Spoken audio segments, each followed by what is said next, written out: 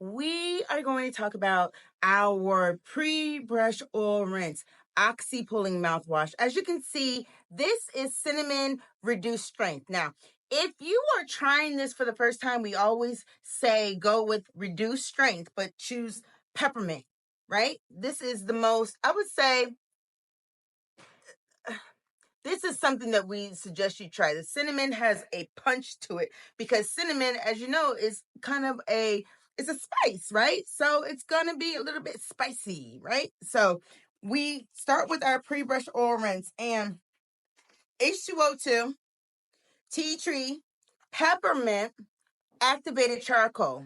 Okay, 4 ingredients. It doesn't need a whole lot. We don't have. You notice I didn't say water. You notice I didn't say alcohol. I didn't say fluoride. I didn't say color. I didn't say red dyed anything. I didn't say flavor. I didn't say ridiculous ingredients for mouthwash like aloe. I didn't say anything other than tea tree, peppermint, H2O2, and activated charcoal. That is a perfect mix because the role of H2O2 in both rinses is actually to sanitize, disinfect, and to also kill the anaerobic bacteria. And when we do that, bonus, it kills bacteria and viruses. Bonus. Alcohol doesn't do that. Just saying. And the reason why it does that is because H2O2 is a strong oxidizing agent. So that means, let's erase this. We know what the tooth looks like.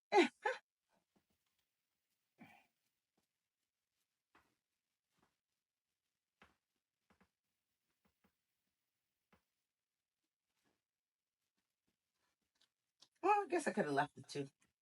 I would try. I need breakdown.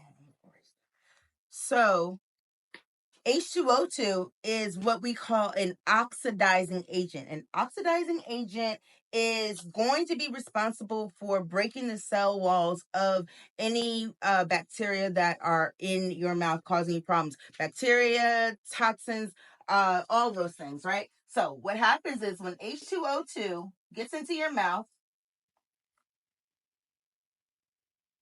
right? When H2O2 gets into your mouth, what happens is it disassociates. You get H2O and an oxygen. This oxygen is what kills, this is the bacteria, bad bacteria, is what kills the bacteria. It's as simple as that. H2O2, as soon as it goes into your mouth, have you ever seen it on skin, on a cut at the hospital, etc.? Well, as soon as it goes onto your skin or as soon as it goes into your mouth, you start to feel like a fizzle. But it's not a fizzle in a burn like not our friends, but like the other company with the brown stuff. That is not a good burn. When that's happening, you're killing all the bacteria in your mouth that are beneficial to you. And you're giving yourself dry mouth because of alcohol content. And you need your saliva because your saliva contains a lot of bacteria fighting catalase, right? Or enzymes, right? So you need your saliva. So when you have dry mouth, it's a big deal, right? Okay. But when you see the H2O2 break down and you see the little bubbles, that's the oxygen being given off, right? And that oxygen is what kills the bacteria. And you remember what I said about H2O2 only being 4 molecules, or I'm sorry, I keep saying molecules, 4 atoms, right? Well, guess what? And they're measured in nanometers, right? And oxygen is a gas, right? So when you have your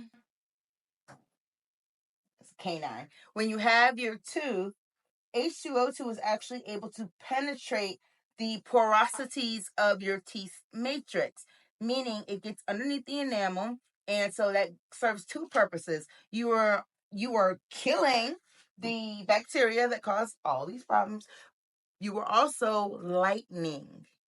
Yeah, you're also lightening, and you're lightening from the inside out, right? Right.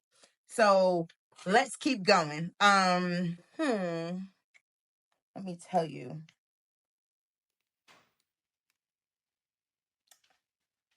Activated charcoal. Let's talk about the role of activated charcoal.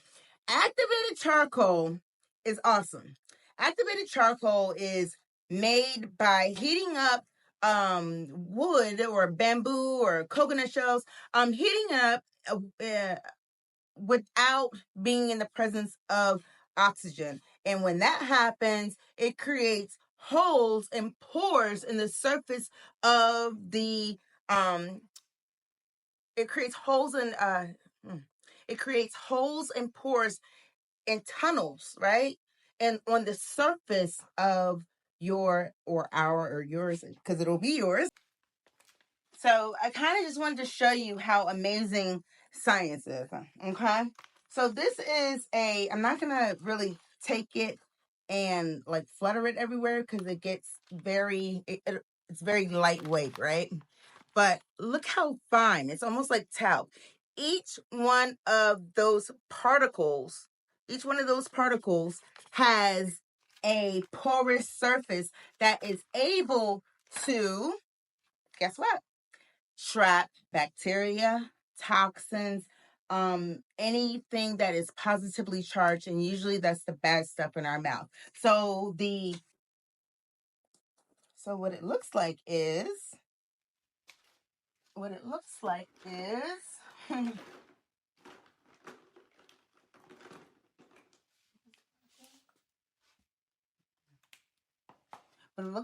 this.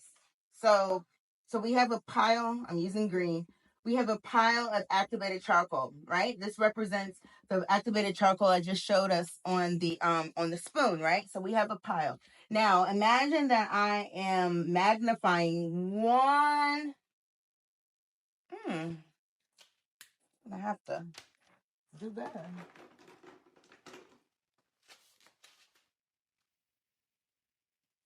So imagine that you're magnifying one piece of the activated charcoal powder. Just one little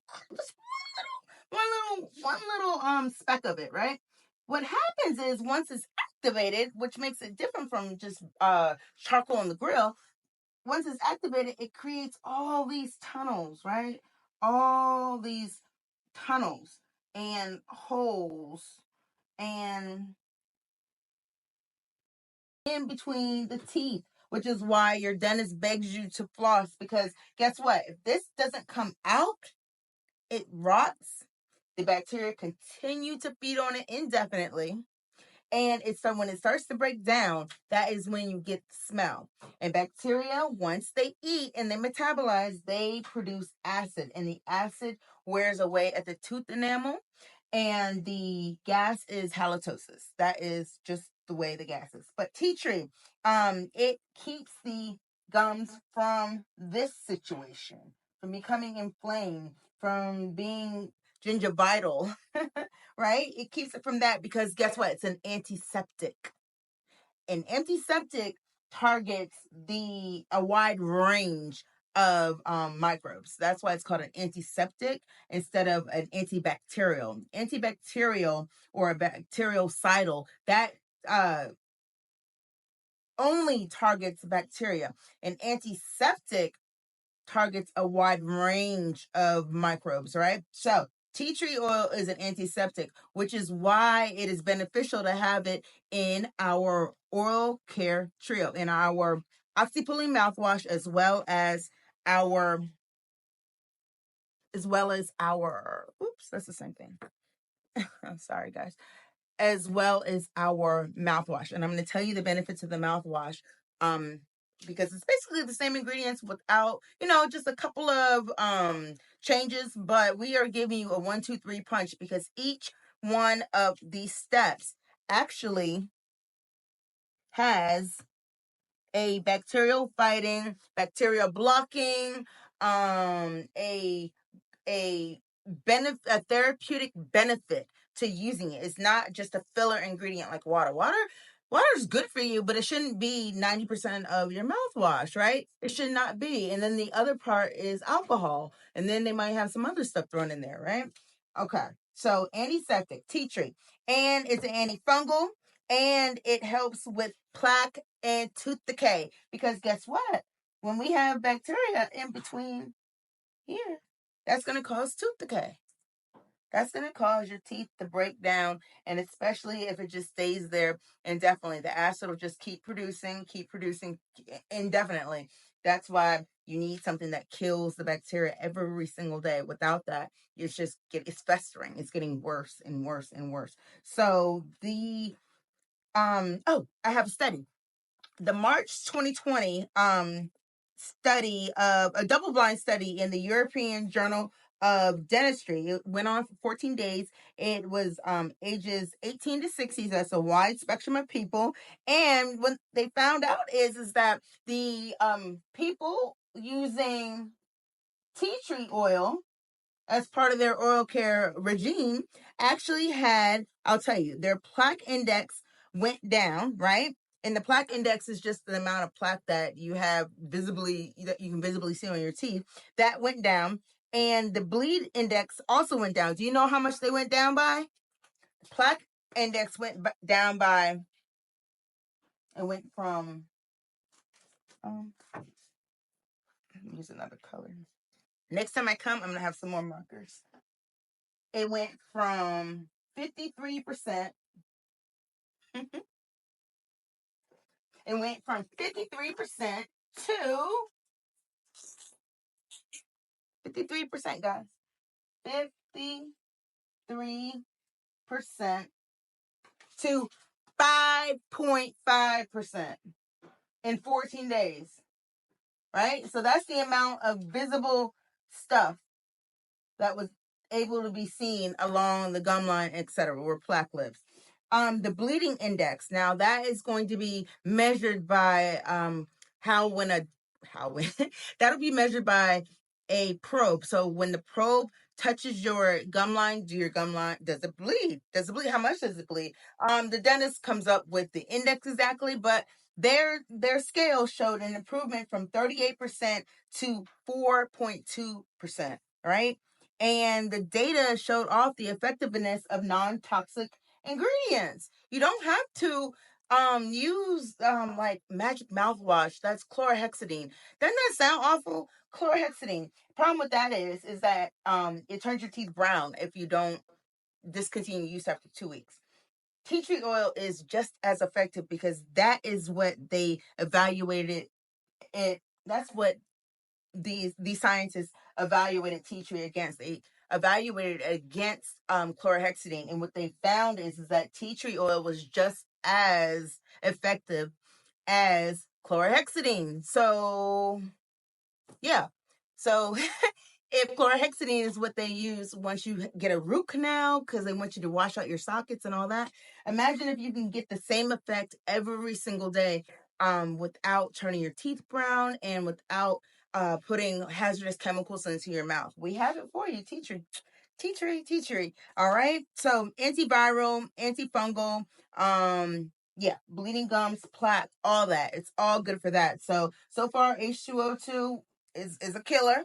Then activated charcoal is sucking out all the debris from our mouth. Tea tree is an antiseptic, so it's getting whatever the H2O2 didn't get, right? Because H2O2 is specifically going after anaerobic bacteria. So the tea tree is going after everything else, right? Just other things. It's an antiseptic, other things. And then we also have our am I missing something? Peppermint. Everybody loves peppermint. Let me show you what real peppermint looks like. Okay? You're going to be surprised.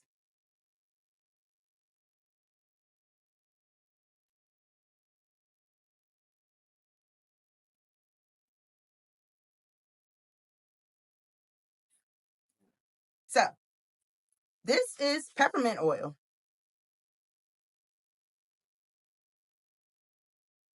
This is peppermint oil. This is peppermint oil. It is clear, as you can see, right? This is peppermint powder. It's a mossy, earthy green, as you can see. So imagine the type of chemicals that people or drug makers, big pharma, must put into their mouthwash in order to make it this color. How in the world, if they're using peppermint, right, did they get this from this or this from this, right? A lot of things were added, and those things aren't good for you. And I'll give you a hint. You don't have to worry about it with Garner's Garden, but a hint. If you come across a mouthwash and it doesn't have the word peppermint in it, they use cute names like Minty Fresh. Let me see.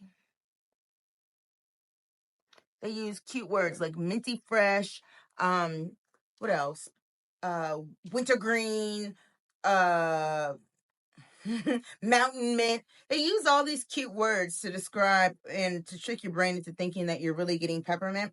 You're getting flavoring, and it takes about 1,000 chemicals to make up one flavor. 1,000 chemicals to make up that smoke flavor of like liquid smoke. It takes so many chemists to be able to get that perfect taste, right? Same thing with this mouthwash. It takes 1,000 chemicals to make up this green color and that's this sweet minty taste. Mint tastes like it looks. It's earthy. It tastes like mint, not like candy. This tastes like candy. And that isn't good either. That's bad on a whole nother level. You don't want to get diabetes from your mouthwash. All right. Or you don't want to upset your diabetes from your mouthwash, or you don't want to get a cavity from your mouthwash. But we will talk about that in a later at a later time. What else? Our activated charcoal. Let me show you I'll show you this one. So this is our activated charcoal toothpaste. It removes plaque, it deodorizes, it rebuilds your enamel, meaning remineralizes, and it actually blocks bacteria from being able to form on your teeth by providing what we call a sacrificial layer. That sacrificial layer is what it sounds like. I kind of touched on it earlier. All right. And it comes in a trio, but if you notice the front of our bottles, in the back, the labels, we actually have the word peppermint, we have the word neem, we have these words that actually refer to plants, right? So why that's important is because a lot of big pharmas fool you into thinking that green and blue represent mint. No. We've cleared that up. No, it doesn't. So we've been kind of bamboozled to think that. And the reason why they have to use those cute names is because the FDA will come after them. You cannot mislead the public by saying that there's a therapeutic benefit when there isn't any. So since peppermint has a therapeutic benefit, they cannot put the word peppermint on the front of the bottle unless it's actually an ingredient, because someone might be looking for the specific therapeutic benefits of peppermint, buy something like this, right? And they're not getting it. This is fresh mint. This isn't cool mint. This is fresh mint. Still not peppermint. And we know our mouthwash really should not be green, right? So I think that you all know, just from the little time we've been together, that the over-the-counter stuff is a mess. Don't do it. Don't do it to yourself. Don't do it to your kids. Don't set them up for poor oral health in the future, right? Because it starts when they're young. Because matter of fact, kids' teeth can actually be damaged inside when they still haven't come through, when they still haven't erupted inside of the gums. I forget what the word is for inside of the gums. In vitro means in a glass dish, if you didn't know. But inside the gums, I can't remember the name, but you can actually cause a child to get dental fluorosis on their grown-up teeth by using too much fluoride, by drinking too much fluorinated water early on. You can damage grown-up teeth before they even come in. I'm sure we've all seen kids that are 5 or 6, and their big teeth have come in, and they have a strange look to them, and that's because they were probably over fluorinated. Some dentists talk them into fluorinating their children, and that's not even necessary. Not necessary at all. And that's why we make a kids version too. So the kids version has the same ingredients, but it's not as strong as the adults version. Basically, because we know kids are kids, they have to be, I guess, ease into things. But as you can see, this is their toothpaste, the same ingredients as ours. And I said I would show you what it looks like. Let me grab my spoon. I dropped the spoon in there, so I'll show you. All right, so look, it's creamy. You see? It's creamy. And so when you do this, you would then put it onto your toothbrush, brush around for a little bit, and then introduce your mouthwash, and then brush together with the toothpaste and the mouthwash.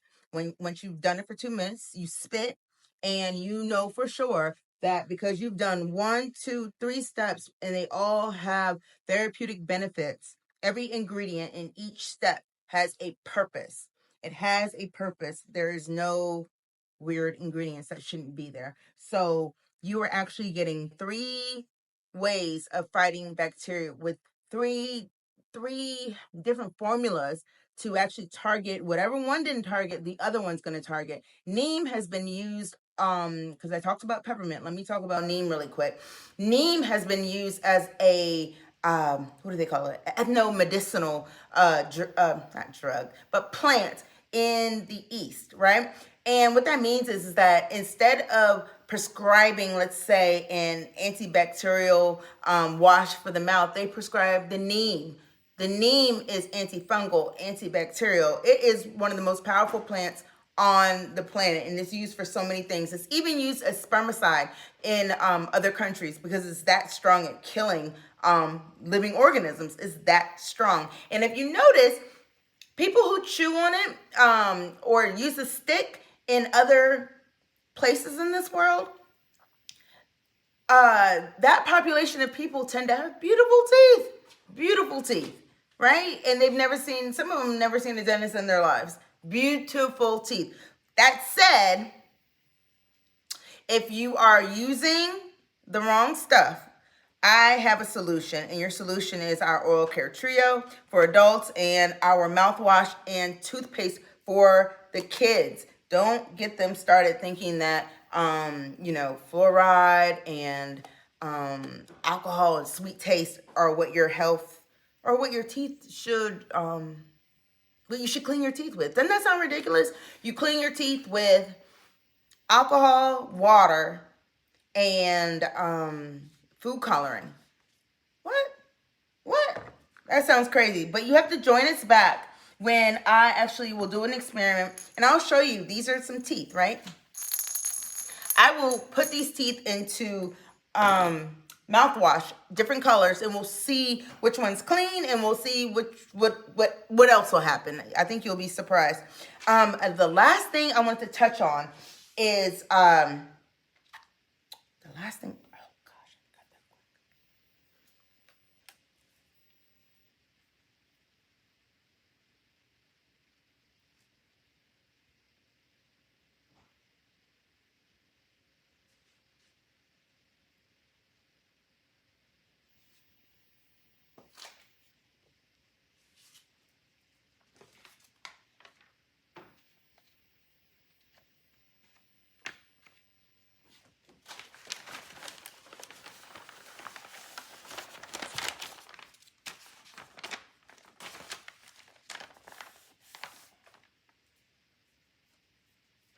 Yes, neutralizing your mouth after every meal. Okay, I'm gonna be perfectly clear about the only way this bacteria can cause these problems, right? The only way it will happen is if your mouth is not acidic. No. When your mouth is, okay. No.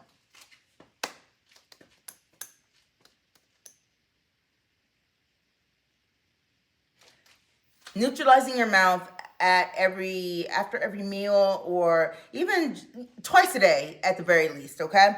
Neutralizing your mouth causes your mouth to change pHs, right? So we want the pH of our mouth to be closer to 7 than closer to sucking on a lemon, closer to 1 or 2, okay? We don't want our pH to be that low. We want our pH to be in the 7s, in the 6s, and the 5s, up that way. When it drops too low, we are definitely in cavity territory. Whenever your pH drops below 5.5 of the pH of your saliva is what I'm saying.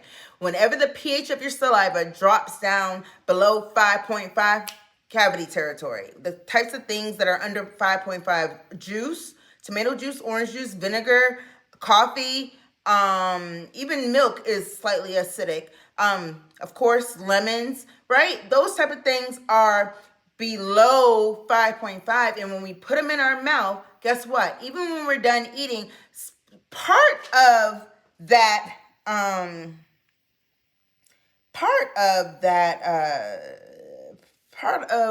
the acidity that you get from the food stays in your saliva, and that travels all around your mouth, coating your teeth, bathing your teeth in the acid, right? And so that acid will be a perfect breeding ground for cavities. I just wanted to let you know about that, which is why we really want you to use something that's going to neutralize your mouth, and nothing with alcohol. Another quick thing I think you all should know. Because these companies, pharmas, put so much alcohol into their formulations, guess what? It tricks your body, or your body becomes it tricks your body into thinking that you're a heavy drinker, and so it makes you more susceptible to head and neck cancer. Just something to think about, right? Just like an alcoholic is susceptible to certain diseases, you are too if you use alcohol as a rinse every single day. Think about it. Alcohol can get into your blood system, right? That's why they don't allow like hand sanitizer and alcohol and mouthwashes like in rehab centers, because the alcohol is that strong that it is possible for it to get into your bloodstream and cause problems. I just wanted to put that out there. So thank you for listening, and I will be back. And I think when I come back, we'll be talking about, let's see. Let's talk about,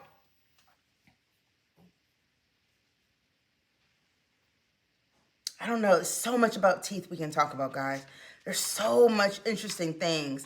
Like, I'm so excited to be here, and we can talk and talk and talk about teeth. I love talking about it. Yeah, so I think the take home is that we want to remineralize our teeth, because they demineralize on a cycle every single day, every time we eat something. After we eat, after we drink, we should ideally neutralize our mouth, at least rinse out with water. If we can't, use our mouthwash or something, or our breath spray.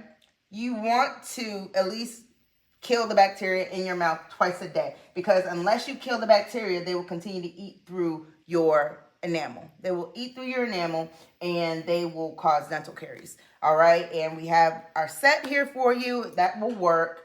I will be back to talk to you all. I hope you could gain something from our conversation. Come back, check us out often. I'll have a lot of videos.